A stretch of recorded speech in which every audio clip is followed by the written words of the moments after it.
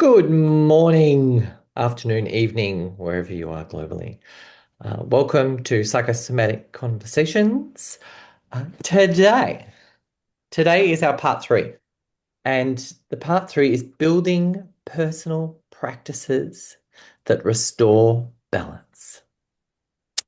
And today we obviously have myself and Linda Thackray, and you'll also see a video from Christy. No Christy today. She's off and about. So she has contributed with her video that we'll be utilizing partway through today. So building practices has all sorts of different approaches. What are some of your approaches, Linda? When you think of your personal practices, what helps restore you? Well, I think when I think about personal practices for myself, it always has a psychosomatic lens Yeah. because there's an aspect of like also applying, what we're talking to others about, but also just that personal integration. So, some of them literally go from I particularly like a exercise program called Feldenkrais. And for me, Movement. it's one of those, yeah, movement, but it's not exactly a movement. But for me, it's like something that really helps me to restore balance in my body. Mm-hmm. But other personal practices, we're going to be talking about sleep and areas around sleep and consistency. Um, I think what Restoration. I think what's really important is just to acknowledge that it can come in many, many different forms. Mm. Even before we can build personal practices, we need to also start to think about what is the environment like to actually establish practices in the first place. And that's one Mhm. area that I work a lot with clients in terms of when they're wanting to actually start to make changes to personal practices to start to take a look at the environment, creating space for personal practices to actually come into play in the first place. As you say, environment. It always takes me back to the original basis of psychosomatics. Something mental, something emotional, something physical. And if you can, more than one of those, or two or three at the same time. Yeah. So we become the conduit of the individual that we are, yeah? The identity that resides within me. And we often get lost by um, minor symptoms, major symptoms, um, environmental factors, um, conflicts, impacts. Um, there are so many different experiences that can knock us out of our center or off our center or away from our center. Um, and for me, the word balance is all about centeredness. Where is center? What is center? And how am I relating to the center within me? And how am I protecting that? How am I caring for that? How am I nurturing that? How do I enjoy that spot in me that is called my center? Coming back home to self. I know, right?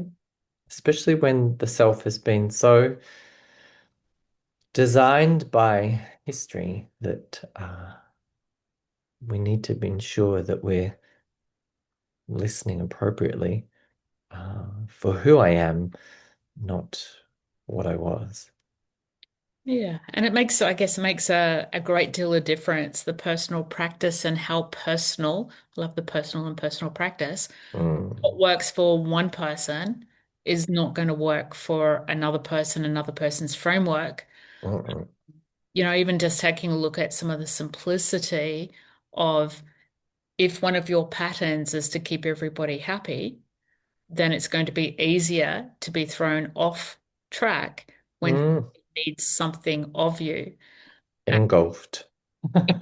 but yeah, someone needs something of you. It's really hard to maintain personal practices. So it's actually then taking a look at behind the scene, what happens for you when you go to do your personal practices and interruptions in life occur.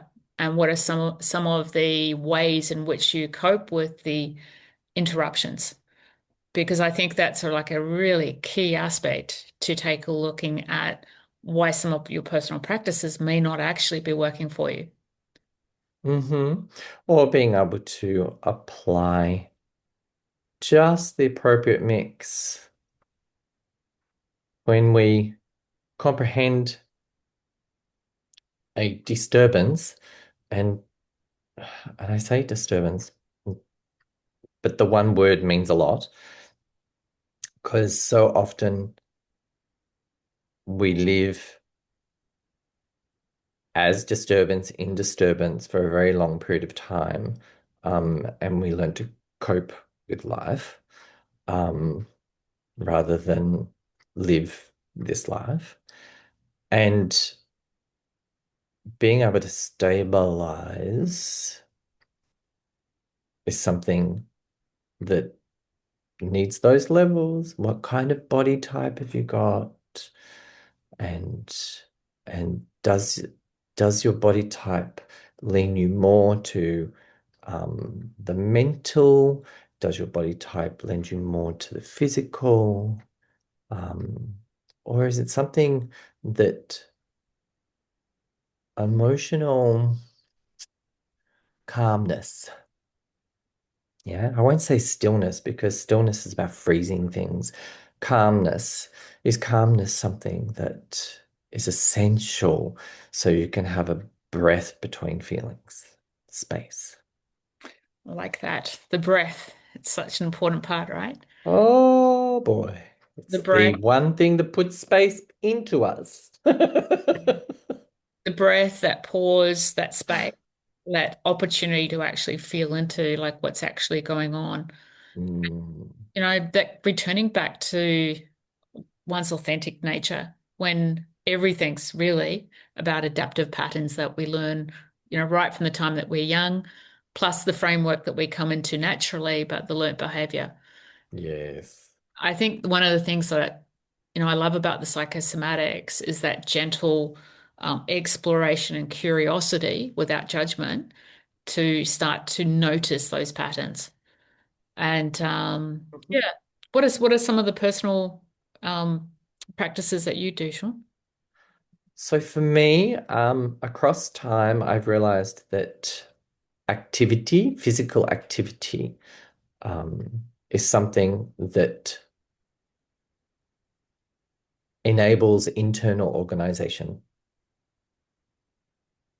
So, um, if I have a few days without exercise, I can see I get a bit internally disorganized, and that also creates hmm, uh, a disconcerting feeling that goes with it. And that's when I go, oh, I know what that is. I don't have to make it into anything, but I need to notice that if I do something functional where it organizes my body, it actually organizes me internally. So whether that's personal training, whether that's my TRX class, whether that's my flying trapeze, whether that's silks, something that engages me thoroughly, is a key for me, which enables my mind to recognize that strength comes from somewhere else other than what I'm thinking. Yeah. Yeah, yeah. And as you strengthen the core inside, it'll, It's very comforting for my mind to know that it doesn't have to be the strength agent in me. yeah. So it helps calibrate how my mind resides within me, because it can be a force to be reckoned with in the past. So it's something that is really important that body contact. Touch is really important. Obviously, I have a lot of touch that goes on in my week with my clients. Um, and that's actually um, really beautiful for me as well as them. So it's something that um, is an active channel through me in which information flows. So it's yeah, I really enjoy that. That is definitely a key agent of who I am. Nice. And you notice that we're constantly referring to patterns. Mm, Patterns are the key to start to notice your own behaviors and your own attitudes and the habits that either work well for you or also the habits that maybe aren't working so well. Because underneath that pattern, you've got some underlying attitudes that exist, and it allows you to start exploring what some of those attitudes are that may be stopping you from completing whatever it is that you want to complete or to change a behavior and an attitude. And I think what about yourself?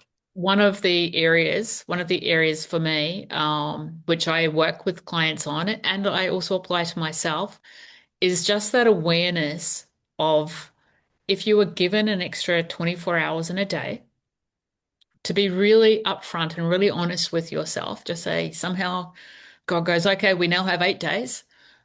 What you would fill that eighth day with in a very short space of time.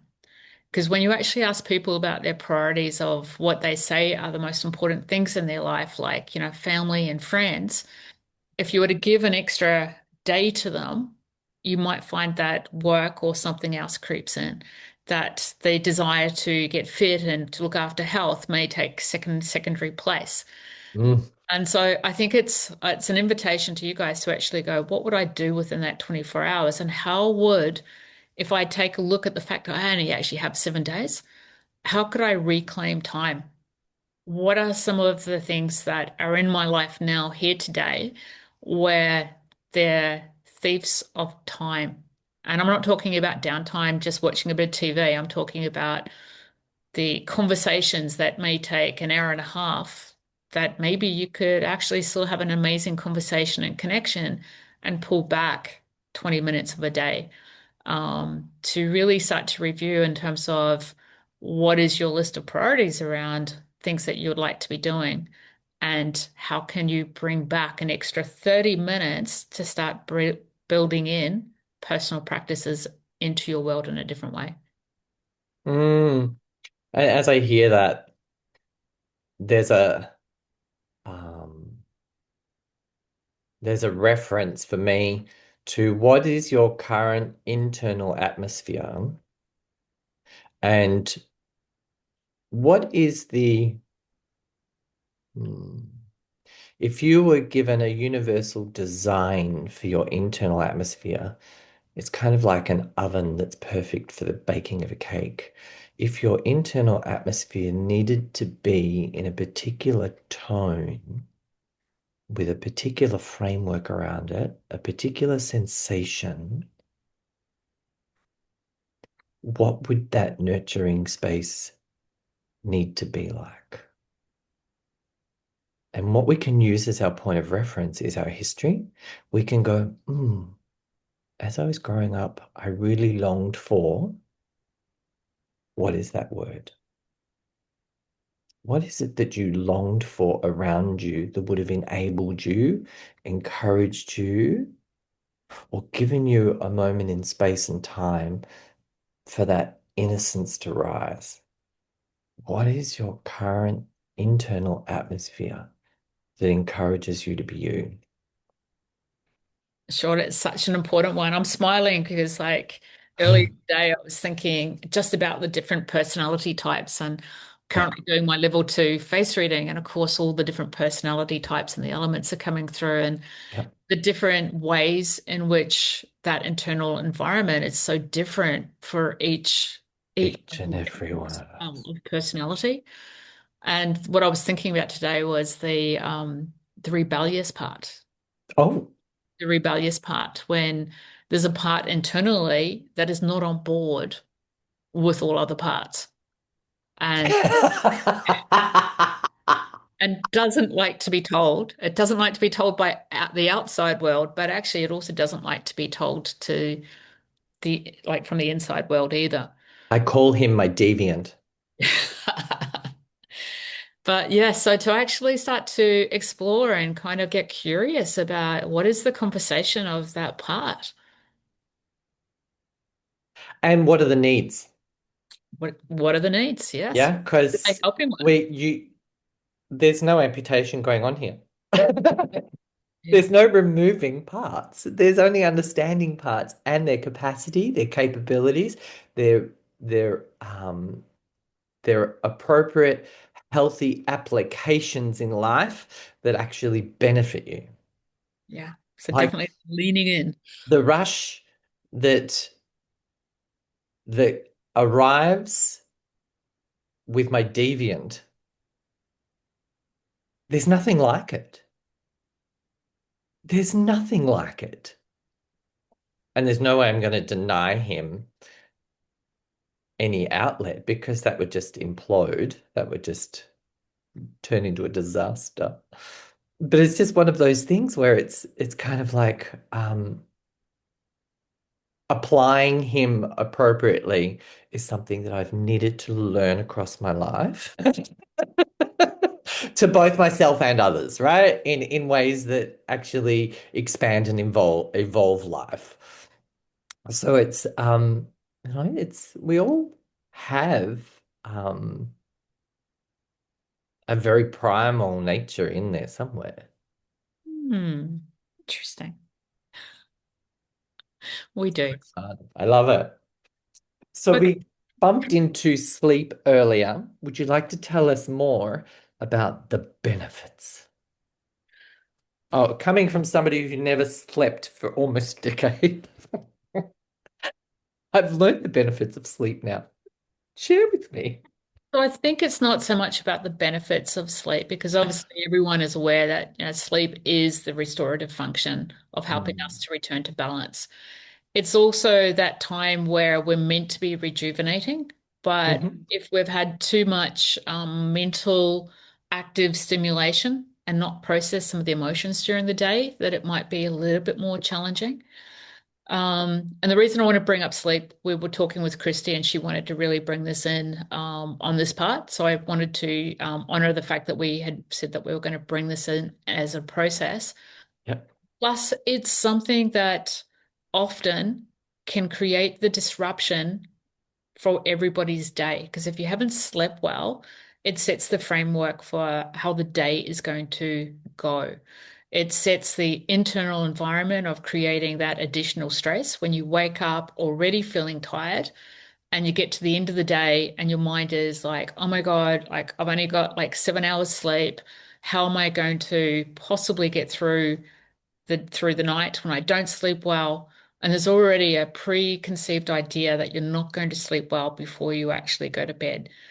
So the first thing that from my personal experience, plus with working with different people, is your body can get a sense of rest, providing you work with your body in being restful. And often it's not about arguing with the mind, entertaining the mind. It's like letting the mind do its thing, but starting to bring in some practices so the body itself can start to be resting. So the first thing that I would recommend is if you have difficulty sleeping, just put that thought aside that you're not going to get sleep and go, even if my mind is busy, my body is going to rest. And to assist that with some breath work, which we're going to be doing, Christy's got a guided session shortly. And to assist with the breath is a really important part. But some of the things that we're talking about in terms of personal habits, obviously, if you're playing with your computer till just before you go to bed and you're exhausted, that's not creating the conditions where the body's going to feel like it can be relaxed to start with. So also to actually start to take a look at what are you doing just before you're going to bed? Has your body got into a space where it's actually going, here's a routine that we follow because it's now getting ready to prepare to go to sleep. So they can be very important. I think everyone's individual sleep pattern can be different during the night, but the temperature of the room is incredibly important. And, particularly for females as you go through menopause, that being overheated, you often need to take a look at the temperature in the room to actually see how your sleep is supported. And noticing your patterns of whether you're on the phone in the middle of the night. Because sometimes just removing your phone and just keeping a notepad beside your bed can also be helpful. The other thing is the consistency of what time do you go to bed? And if you are someone that kind of gets sidetracked by computers, TV, you have got every intention to go to bed sometime between, say, 10 and 10:30, and you're consistently finding yourself going to bed at 11, 11:30, 12. That's when you need to start to come back and take a look at what would be just one thing I could do today that would change that pattern towards creating a habit that would allow me a more consistent opportunity of a consistent sleep. What are your thoughts, Sean? I usually look at sleep and I think about parents and putting babies to bed. And what is the atmosphere that the family is creating in order for people to for the baby to find its way into that dream space. Um, to know that it's safe to go into that dream space and it's safe to come back from that dream space. Um, and Leanne's put in, how does that sit with shift workers? Um, so shift workers change the um, biorhythms of the body. So it really, hi Gail, welcome. It really is looking at how you manage that sleep and that downtime, even though it's a shift work, by the time you've finished your shift, that going into sleep may take another hour or two before you can get into bed, but you do still need to dedicate bed time of hopefully that's 7 hours, 7 to 8 hours. Um, because the biorhythms need extra support. So the nervous system needs extra support because of the overactivity that is in that night shift, which is when the body naturally wants to go to sleep. So we're kind of pushing and forcing things. You can think of it as like travel, but changing the bio clock needs to have some very strong frameworks around it so the body can continue um, its natural nature in a pleasurable way. So when you're putting yourself to bed, are you creating the atmosphere that assists a greater innocence to slide in and out of worlds? Yeah, between our sleep world and our awake world. And our body has so much to show to us in our sleep world, um, of our unconscious, subconscious, all of those experiences, things um, that need or want to be achieved, um, not from our conscious mind, but from our natural nature. And so sleep for me is really going to visit a deeper nature of myself. Nice. Thank you, Sean. And just one thing that I'd like to share with you. It's one of the Reiki principles. So I've adapted it for evening, but it basically goes along the lines of just for tonight, I let go of all anger.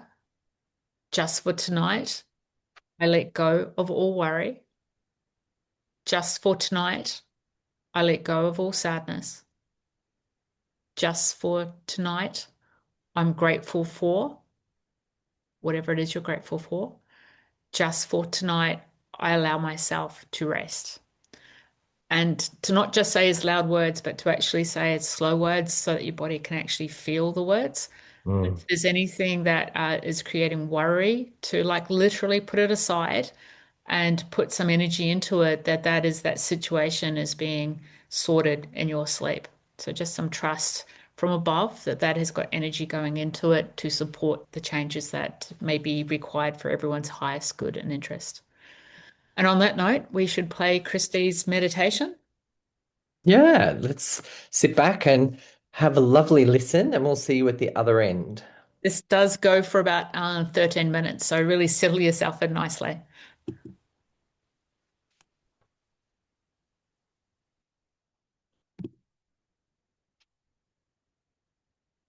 Find a comfortable position, either seated or lying down. Then close your eyes gently and take a deep breath in. And as you exhale, let out a sound with a sigh. Allowing your body to begin to release tension through sound, through the breath. And begin to feel the weight of your body as it settles on whatever you are resting on. Allowing yourself to arrive fully in this moment, slowing down. And bringing your hands to your body, gently putting one hand resting on your heart, the other hand on your belly, and begin to feel the natural rise and fall of your breath, going up and going down. And as you inhale, also notice your rib cage expand and contract with the out breath, tuning into this rhythm of the breath, bringing yourself more into the present moment with each breath. On the out breath, again allowing your belly to soften here, bringing your attention to the sensation of the air moving in and out of your nostrils. Feel the coolness as you inhale and the warmth as you exhale. Let your awareness rest here, fully present with each breath, noticing the soft, steady, and natural rhythm of the breath. There is nowhere to be, nothing to do, just this moment of presence with yourself, a moment of rest and receiving. Bring your attention to the top of your head, allowing your head to relax and your neck relax. Noticing your scalp, any sensations here, letting the muscles in your head begin to relax. And bringing your attention down to your forehead, sensing any contractions or muscles here that are tight. And what I'd like you to do is gently place your fingertips in the center of your forehead and then slowly glide them outward toward your temples, smoothing out any lines of tension. Doing this 3 times while you stay connected to the breath.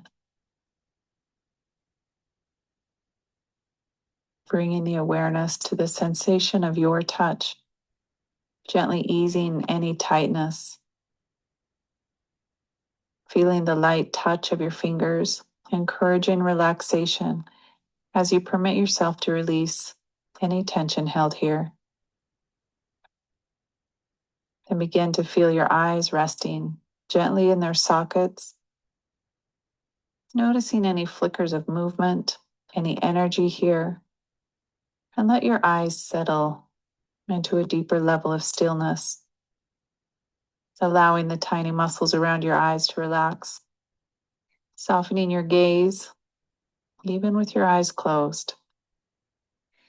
Imagine a calm, soothing wave washing over your eyelids. Let your eyes rest deeply, free from strain, and entirely at ease, and shifting your awareness to your ears, allowing the muscles around your ears and right into the joint of your jaw to relax as you slowly open your mouth ever so slightly, releasing tension around these muscles, letting them relax completely, letting them be open and receptive, yet at ease in this moment. And bringing both of your hands to your face, lightly press your palms against your cheeks and gently swipe your fingers again across your forehead, now down to your temples, along the jawline, and down the neck to the shoulders, giving your face full permission to relax, softening into your caring touch. Allow the awareness to move into your neck and shoulders as you sense into the space where your head meets your spine, allowing your head to relax again and the weight of your head to be supported. And with each breath, let your shoulders drop slightly, releasing any weight of responsibility, work, relationships, or worries you may be carrying. Breathe in with ease and breathe out tension or fear. Feel your awareness moving down through your arms, from your upper arms to your elbows, your forearms, wrists, the palms of your hands, and to each finger. Notice any sensation, warmth, or tingling here. Your hands are extensions of your heart. They give and receive love. They hold energy. They hold emotion and expression. And with each breath in this moment, allow them to soften and relax into this moment. Allow them to rest. As you exhale, allow any stagnant energy to exit through the palms of your hands, releasing tension and stress, releasing anything that no longer serves you today. Begin to feel a sense of openness and renewal flowing through your arms and hands. And coming into your chest, feeling your breath's gentle rise and fall, sensing the space within your rib cage, making room for expansion and openness with the breath, and letting it rest on the out-breath. As you breathe here, imagine a beautiful golden light filling the space and radiating outwards, down your arms and through your hands.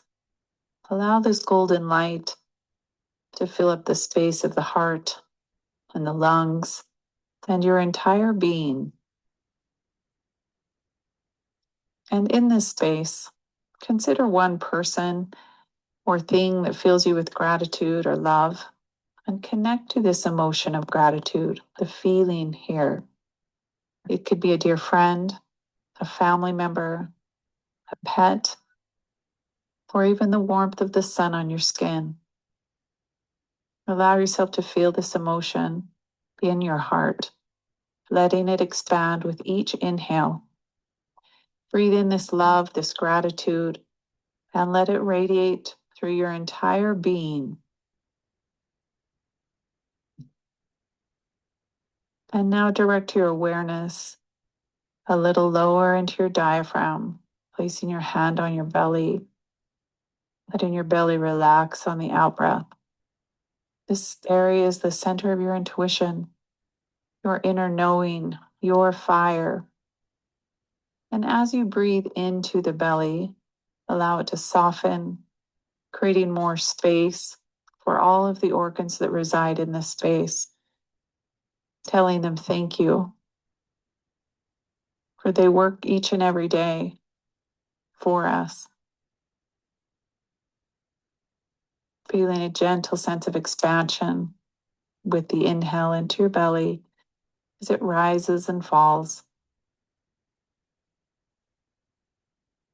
And moving down into your hips and your pelvic region. This space holds your creativity, your sensuality, connection. Allow yourself to feel into the energy of creation and possibility in this space. And as you move into the space, notice your hips and your tailbone. And on the out breath, allow your tailbone to relax. Notice if there's any contraction in your hips. Breathe into that and let them relax even the tiniest bit. Bringing awareness to the body through the breath. For this space holds the sense of belonging, stability, and safety. And in this moment, to let the system know, I am safe. If you notice any tightness, breathe into it, inviting space and release into there. With each out breath, allow your hips to sink deeper and deeper into relaxation and support as you are held. Let the energy in this area begin to flow through freely, reconnecting you to your sense of groundedness and safety. Begin to let your awareness travel down into your thighs, letting your legs begin to rest even more. If there's any contraction in the inner thighs or the groin, notice that and let it relax. Opening your legs ever so slightly in that relaxation. Allow your calves to relax and around your ankles, down all the way into your feet, into your toes. And imagine your feet connecting to the earth beneath you, with roots extending from the soles of your feet, going deep down into the earth, grounding you, anchoring you, supporting you. With each exhale, allow any remaining energy to exit through the soles of your feet, releasing it into Mother Earth. Feel yourself deeply connected to her, rooted and supported with every breath.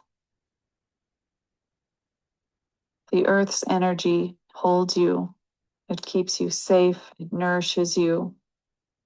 It is your support every time you put your feet on the planet. In this moment, bowing and saying thank you to Gaia, all that sustains life within us and around us. And take a deep breath and feel your entire body as one, unified and whole. Every part of you is connected, vibrant, and alive. From the crown of your head to the tips of your fingers to the tips of your toes. Resting here for a moment. Simply being, simply breathing the natural rhythm of the breath. And when you're ready, begin to bring your awareness again to the space around you, to your breath, to any sounds that you might hear, wiggling your toes and your fingers, telling your body thank you for all that it does, for this is your vehicle on this planet. And take one last deep breath. And when it feels right, gently opening your eyes, putting your hand on your heart again and one on your belly, saying in your mind's eye, May I have peace. May I be safe. Thank you. And so it is. And so it is. And so it is. Thank you for listening to this meditation. For more meditations like this, please go to christyfoster.co. Many blessings to you.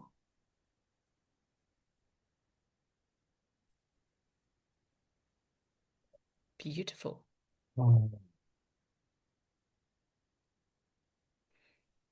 Well, I hope that has slowed some systems and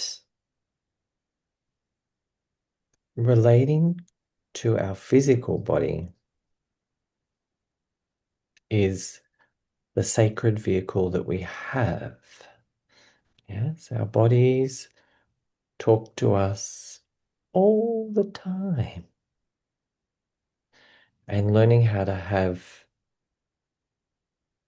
the exchange with the body, learning how to appreciate the presence of the body, and honoring what the body wishes us to hear enables a deeper process and understanding of who we are.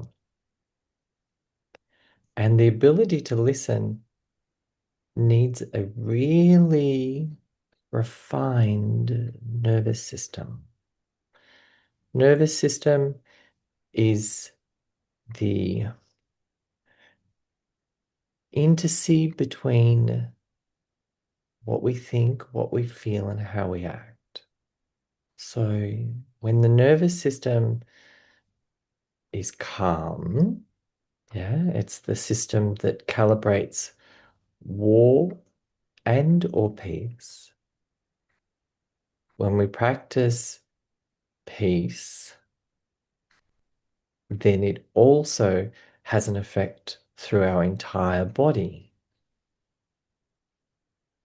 So often we're in response to symptoms rather than interacting with our symptoms. So the nervous system is certainly a place that I've needed to master, and throughout different trauma impacts and some unique learnings in life, the nervous system can rain down and have horrific effects on our body. So we need to learn how to bring that nervous system back across its spectrum from its war into peace. Even whilst it's at war, I can still practice peace. The more I practice peace, and there were times in my life where there was no peace whatsoever, there only felt like there was war. I needed to do some decompression style yoga experience to put my body into safe, secure movements that reminded my body system and therefore my nervous system how to stop. What accompanies that is the breath. When a nervous system senses a breath, it senses a resource. When it senses a resource, it then realizes that it's not the only facet within us that is bringing life to this vehicle.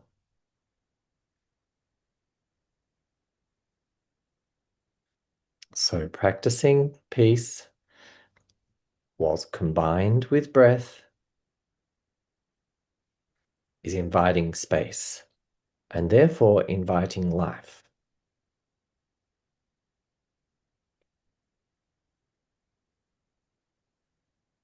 So the nervous system is something that is so essential to all of us. Please combine it with your breath in order to reclaim your resource.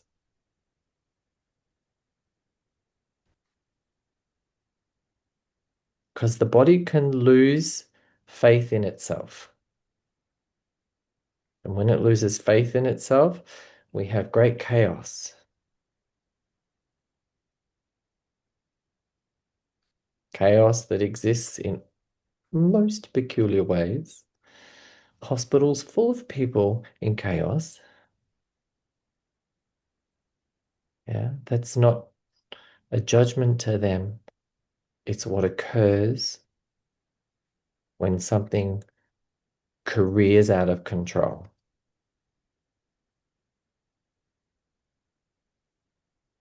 So reclaiming that faith is actually reclaiming your body, which, by the way, it belongs to you. And your body is designed to house you. Yes, it's your sacred home, it's your place, it's your space. If you're having thoughts about somebody else, somewhere else, or incidences that are not about you, then you've got some occupants going on and you need to move them out. They do not belong inside of you.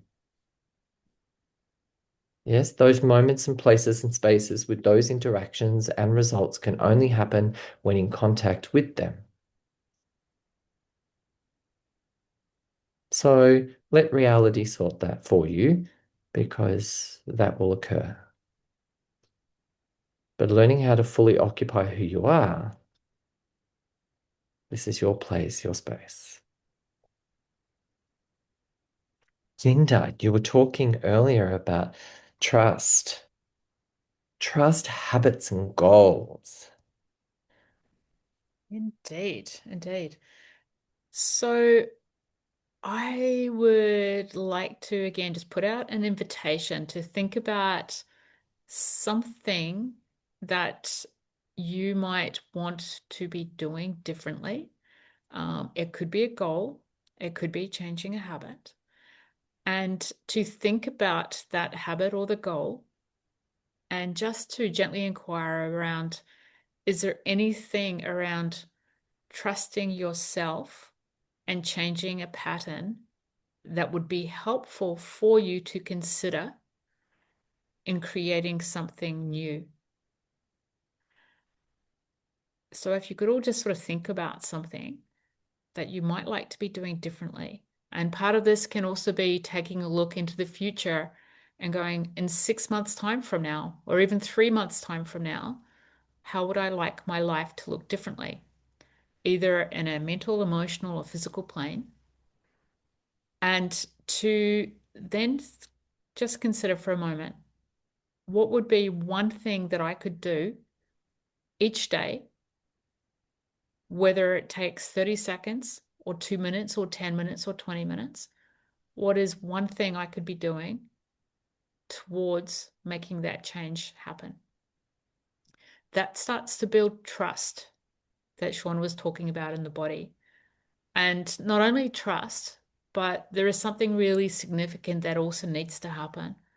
And that is to notice the change of pattern and to take that time to actually take a breath and go, oh, okay, I'm noticing that this has started to shift. Because it's quite often the tiny little things that we choose to do differently day to day that creates the biggest change. And we sometimes tackle the biggest thing, whereas actually if we bring into play that little change, that can lead to lasting change. Also, it creates a domino pattern within the body system itself. And when I say domino, it's sometimes that missing piece that then starts to change so many other patterns that are similar in your life and how they show up.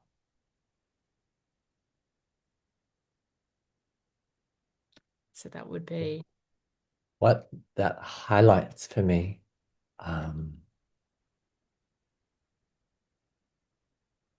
is there's been many different times that I have restored my position in my life. And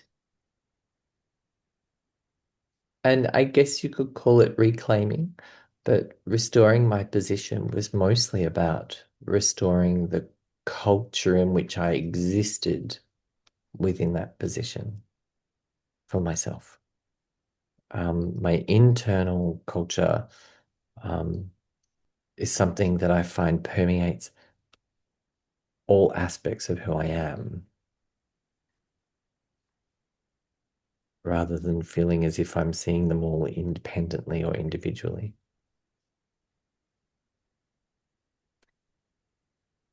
And for me, that's where the breath comes in, because it's the connection to ensure that there's a facet of me that is there at the beginning of each venture. Mm. Yeah. And that breath allows you time to notice as well. Not only it's what's happening in the first place, but to notice the changes. I often find when I'm working with clients, and I think this is one of the really important parts of working with a client.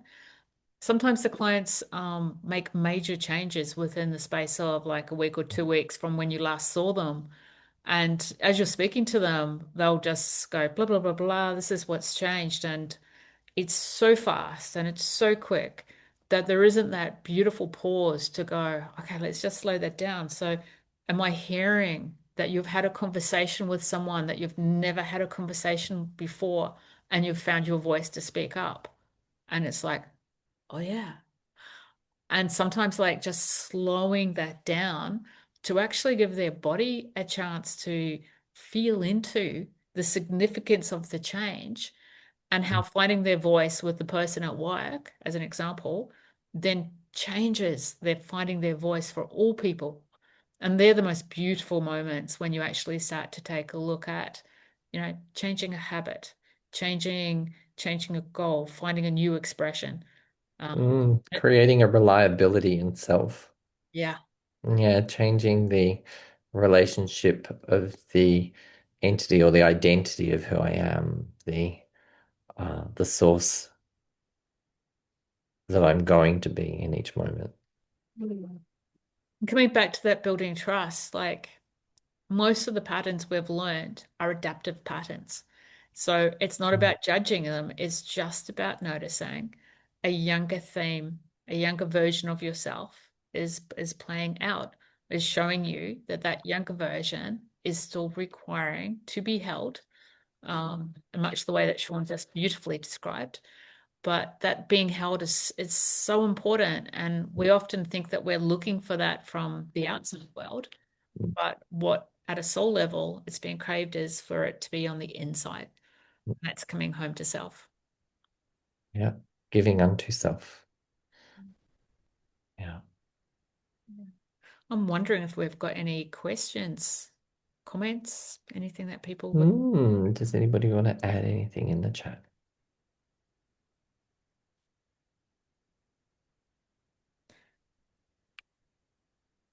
So noticing what you think, how you feel, and how you act.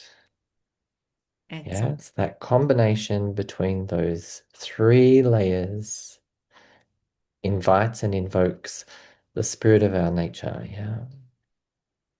It invites the signature that is that eternal me.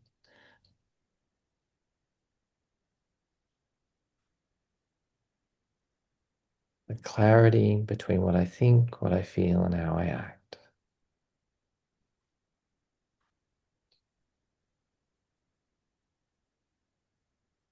Thanks for coming along to play today.